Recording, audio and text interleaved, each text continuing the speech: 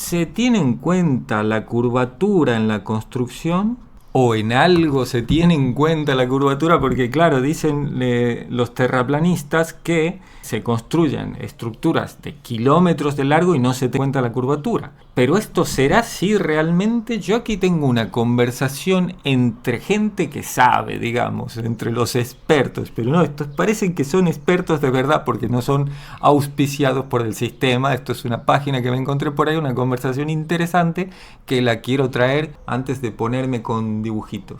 Atención, un anónimo dice: yo trabajo en topografía, aparece el topógrafo y veo que en estas refutaciones hay muchos errores. El primero es decir que el globo es muy grande y para la topografía es imperceptible la curvatura. En primer lugar, la supuesta curvatura nos impediría, hasta en el caso más significante de los proyectos, trabajar en consideración a un plano sin tener que realizar correcciones. Para los que entiendan del tema, los insto a investigar magnitudes generadas por comunidad UTM, de Datum, WGS84, bueno, que ese es el modelo estándar de la esfera de la Tierra, y verificar los distanciamientos posibles de la duda derivada de latitud y meridiano con el propósito de grilla geodésica. La sorpresa es que todo es plano, no hay curvatura, ni siquiera en los propios modelos diseñados y formulados por la ciencia de la NASA. Vale, ante lo cual aparece don Braulio, que es aparentemente un topógrafo también. Dice: trabajador de topografía sí debe ser, pero ayudante, alerife o similar. Cuando haces trabajo de topografía en longitud de 100 metros, es decir, para medir desniveles entre dos puntos situados a 100 metros entre sí, la caída por la curvatura es de 0,0. Este valor es convertido en milímetros, sería 0,8 milímetros la caída de curvatura en 100 metros. Este valor es imperceptible. Los niveles de ingeniero tienen una tolerancia de, o sea, los medidores serán, ¿no?, de más o menos 1 milímetro. Por eso en obras pequeñas no se considera la curvatura de la Tierra, pero en obras ya de magnitud y longitud, como son una carretera, ahí sí se toma en cuenta la curvatura de la Tierra, pero son cálculos complejos que los ayudantes de topografía nunca los hacen. El topógrafo muchas veces solo le entrega, o sea, al topógrafo solo se le entrega cuál es el factor de corrección, pero calcular ese factor de corrección implica cálculos geodésicos, que es la rama de la ciencia que se ocupa, ¿no?, la geodesia, del tema de la medición de la forma de la Tierra, tomando en cuenta la curvatura. Si no sabías que eso se hace así, es que no eres un topógrafo estudiado, pues en Latinoamérica encuentras mucho personal que es empírico. Ante lo cual aparece otra persona, y atención que yo soy ingeniero civil y jamás se ha tomado en cuenta la supuesta curvatura de la Tierra para el diseño de un proyecto de ingeniería. He participado y he diseñado cientos de kilómetros de vías y nunca he invertido un mínimo de esfuerzo en curvar la vía. La Tierra es completamente plana, señores, pero ustedes están tan cegados y manipulados que se les dificulta ver la realidad. Espero que en algún momento despierten, dicho por un ingeniero civil. Ante lo cual aquí aparece el que faltaba, el ingeniero geomensor, el que parte la pana. Para hacerla corta, al hacer trabajos en pequeñas extensiones, la curvatura no se nota, prácticamente no hay factor a corregir. Sin embargo, en carreteras de 25 kilómetros en adelante, más o menos sí que hay que tenerla en cuenta, pero como todo lo hace el programa, al pasarlo a PTL no te das cuenta. Personalmente uso el Trim Sight Vision o Trim Sight Vision, el cual me entrega los PTL para trabajar, ya corregido todos los parámetros. Aparte, con esa ortografía que tienes es para dudar de que seas ingeniero civil y que hayas diseñado cientos de kilómetros de carretera. Sabrías perfectamente de lo que te estoy hablando. En cuanto a Braulio, el topógrafo segundo que apareció, está en lo correcto, pero esos cálculos complejos los hace el programa de postproceso. El hombre parece que sabe, ¿eh? Soy de Chile y tenemos muy buenos profesionales. No desmerezca a los que no son de su país. Luego aparece el terraplanista. Ingeniero, los programas de corrección para medir la curvatura son nada más para justificar la Tierra redonda, hombre. Si le quitas el programa o se lo integras, el resultado es el mismo. Pasa lo mismo en los telescopios que ven al universo, les quitan el programa de la rotación y ven exactamente lo mismo. Claro, pero aquí habría que ser el matiz para dejar esto pasarlo rapidito.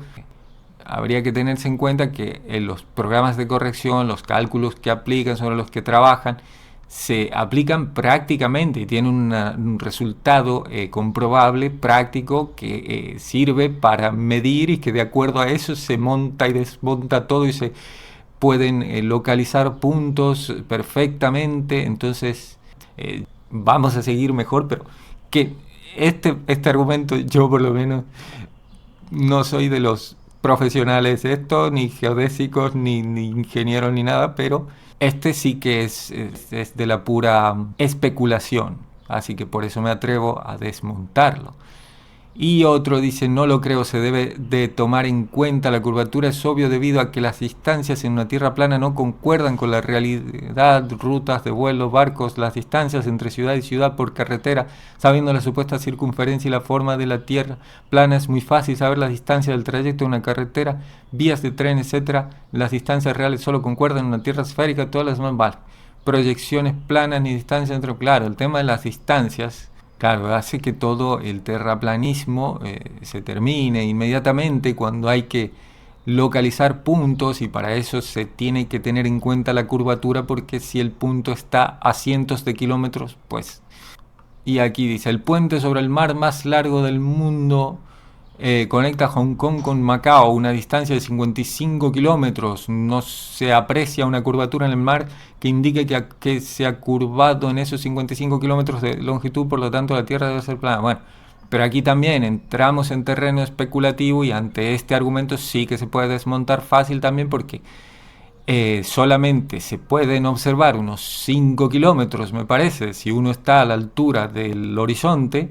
Entonces, de los 55 kilómetros de puente vas a ver 5 y vas a ver solo una línea recta de puente perdiéndose en la distancia. Si se sube un poquito, tal vez se pueda observar que hay una caída con prismáticos y eso, pequeñita en el puente a cierta distancia, ya una puntita que se hace para abajo, podría observar, pero que no estás viendo los 55 kilómetros como supone esta persona aquí. Y luego, bueno, pues esto ya, la primera parte es la importante, ¿no? Porque si no hagas conclusiones rápido, aprecia la curva, dices que es imposible, pero aquí no intervienen más los profesionales en la materia, así que, bueno, siguen con el puente más largo, 167 kilómetros, no hay aportación, y te dan unos links de esos puentes. Bueno, la chicha, lo interesante para mí se ha producido en estas primeras intercambios de profesionales, de gente que está más en la materia, ¿no? Y que puede resumir dónde se encuentra, dónde radican todas las confusiones, porque decimos que hay topógrafos e ingenieros civiles que podrían estar confundidos al no contar con la información que solamente maneja el geomensor, el que es más específico de ese asunto. Por ejemplo, un puente que ahí he visto que se llama Verrazzano Narrows, que es un puente famoso de Estados Unidos, de Nueva York, que, por ejemplo, si tenemos esa típica estructura, ¿no?, del puente, que es una cosa así, que tiene aquí sus columnas, unen las partes de la estructura que son cables de acero, le dan el sostén necesario. Tenemos, por ejemplo, este puente que tiene de largo unos 5 kilómetros, que dice que sí que se ha tenido en cuenta la curvatura, pero es como un dato al margen, es algo casi sin importancia, claro, porque si esto está puesto 90 grados con respecto al plano del agua, si tenemos en cuenta que, por ejemplo, en el caso de este puente hay en el tramo medio una distancia de 1258 metros, me van a quedar una columna así y la otra, una columna queda un poco en un ángulo a 90 grados con respecto a su plano, pero no con respecto al plano de la otra. Entonces se produce acá una pequeña diferencia, pero vean qué tan pequeña, de 43 milímetros entre lo que sería centro de la parte superior con el centro, con los centros de la base. Y eso, para una estructura tan colosal, es nimio, es algo que Claro, se tiene en cuenta porque hay que tener en cuenta todo, por el tema de que esto tiene que ser durable, que tiene que tener la mínima vibración, el mínimo desgaste, tiene que cumplir con un montón de condiciones, ¿no? Pero no se tiene en cuenta como otros factores mucho más importantes como la temperatura del lugar. La temperatura va a hacer que toda la estructura cambie tanto de tamaño que ahí sí que hay que tener cuidadísimo y tomar todas las precauciones, porque en este caso en particular las variaciones en cuanto a la calzada del puente con tierra firme puede ser hasta de 2,70 m. Entonces esto sí que se intenta tener en cuenta para salvarlo, solucionarlo de la mejor forma posible, y para eso usan lo que se llaman las juntas de dilatación. Esta es una junta de dilatación de un puente, pero en el caso del Verrazano Narrows es más enorme, porque esta te va a solucionar unas decenas de centímetros tal vez, pero esta es la junta de dilatación. Bueno, aquí tendría que haber buscado una foto con algo de referencia, pero bueno, que es enorme para poder compensar el desfase de 2,7 metros. Esto sí que se tiene en cuenta. Como también se tiene en cuenta, obviamente, otros factores muchísimo más importantes que la curvatura. Por ejemplo, la topografía del lugar, la altura del terreno de esta base, porque muy probablemente será diferente a la altura de donde se vaya a construir esta otra base de la otra columna, tipo de suelo sobre el que estaría apoyándose la estructura. Esos factores sí que son determinantes, ¿no? Incluso las condiciones climatológicas, si hay más o menos lluvia, si hay más o menos sol, el uso para el que se le va a dar, obviamente se tiene en cuenta un montón de cosas, el presupuesto, se tiene en cuenta todo, muchísimo más que la curvatura en estas megaestructuras. Por ejemplo, también hablando del cambio de tamaño de una megaestructura por la acción de la temperatura, también nos encontramos que las vías de los trenes que tiene que dejarse a cierta distancia, otro tramo, les suelen dejar unos espacios como para que al momento de calentarse haya una cierta holgura, como para que tenga una posibilidad de recorrido esta estructura y esta estructura de acercarse una a la otra sin generar esto. ¿Ven? Aquí, porque claro, al no haber esas separaciones en cuando se calienta, pues, y aquí está con marca de agua que va a ser la holgura a la que yo me refiero. Y en el caso de las vías del tren sí que se tiene en cuenta lo de la curvatura, pero solo, aparentemente, por lo que encontré de información, en la construcción de tramos demasiado extensos de vía y solo de trenes súper rápidos de esto, porque ahí todo te tiene que cuadrar al milímetro, ¿no? Pero, de nuevo, lo que muchísimo más se tiene en cuenta es la topografía del lugar, porque ahí sí que te vas a encontrar variaciones de metros, y ahora al pasar por el otro lado de la montaña, ¿qué hacemos? Se sube tantos metros o perforamos y hacemos un túnel. Luego también, ¿en qué otras cosas, qué otra mega construcción humana existen? Pues los canales, ¿no?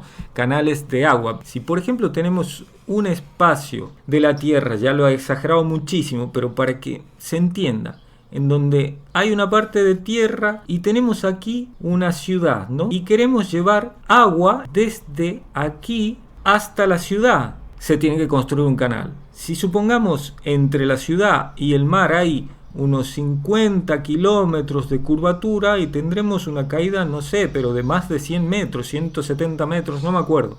Entonces, se tiene que tener en cuenta esa curvatura.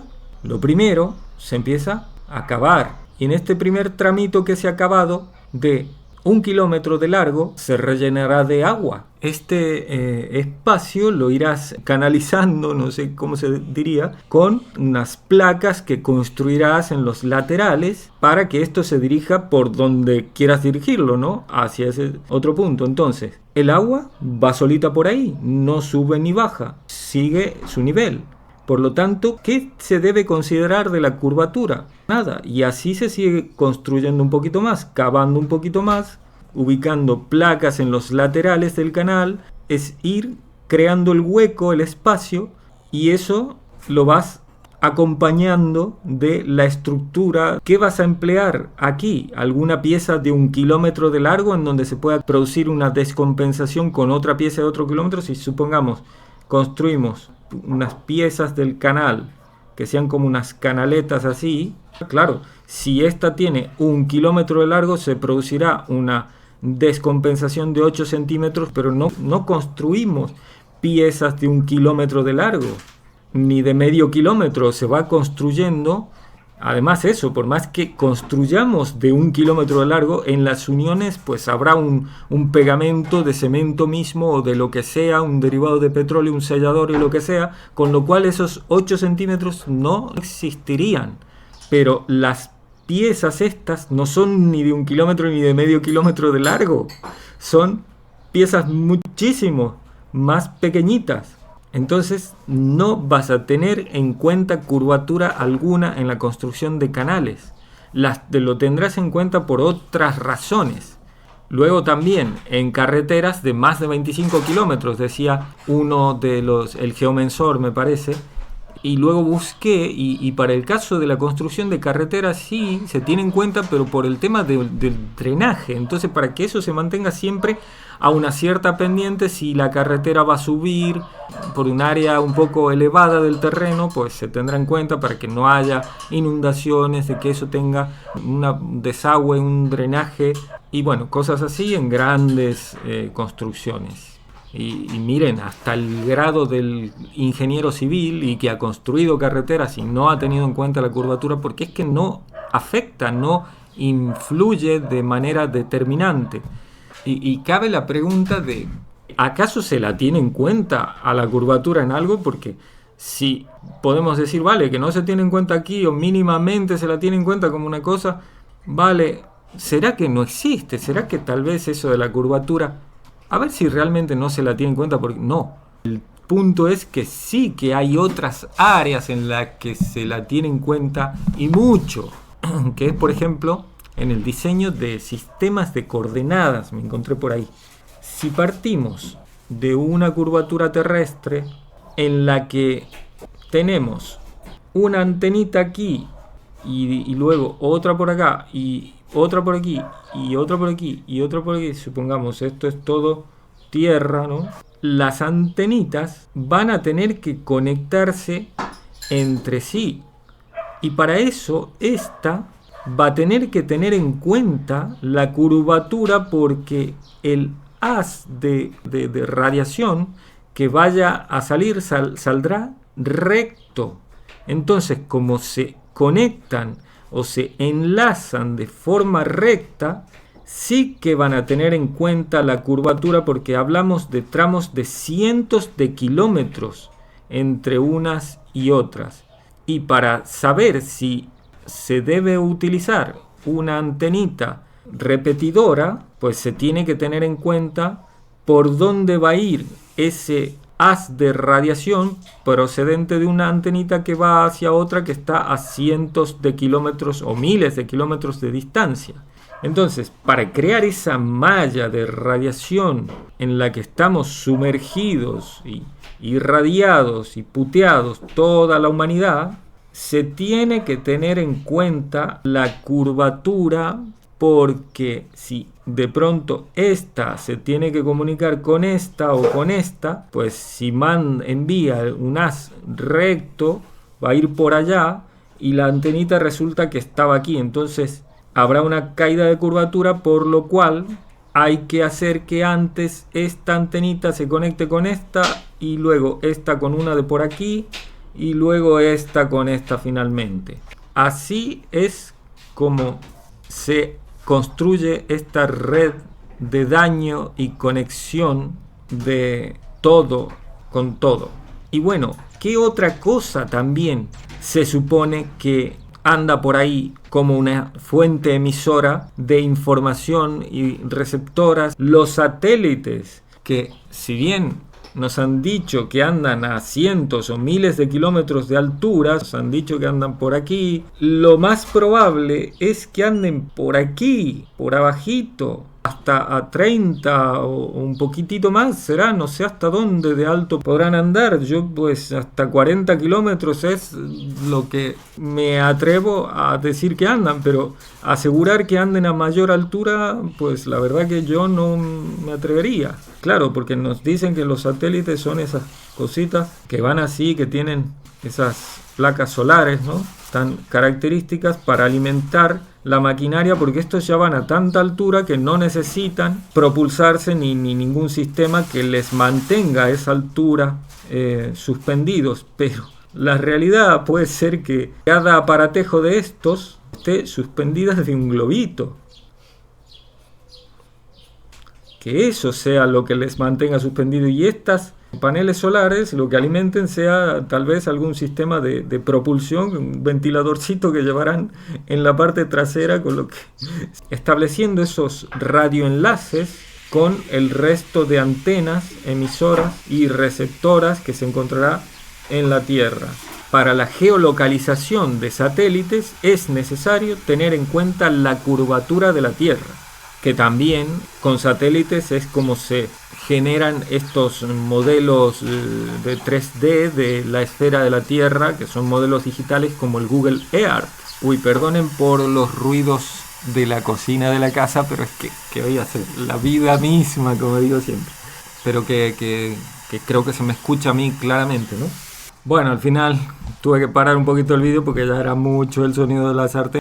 Que todas las comunicaciones y todo el tema de satélites y todo lo que son radares, torres de telefonía, de televisiones, de estaciones meteorológicas, todo estaría dentro de esta primera franja. Y para ello se valen de cálculos que deben ser súper precisos para enlazar una cosa con la otra, ¿no? Y que si la Tierra fuera plana, pues cambiaría todo, y hace rato que todo hubiera saltado por los aires, porque es que tienen que cuadrar las distancias, tienen que cuadrar las alturas, y bueno, para geolocalizar lo que le llamamos el GPS, por ejemplo, todo está basado en esas matemáticas.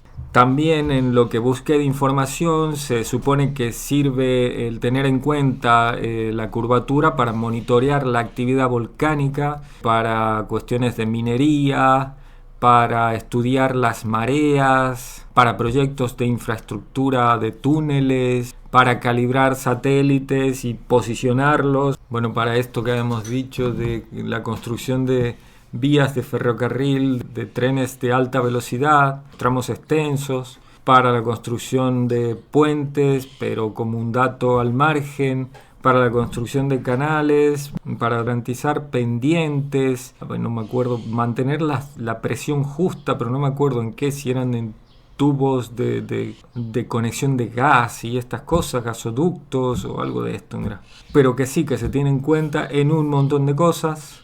También para en observatorios. La ciencia que se dedica al estudio de esto es la geodesia.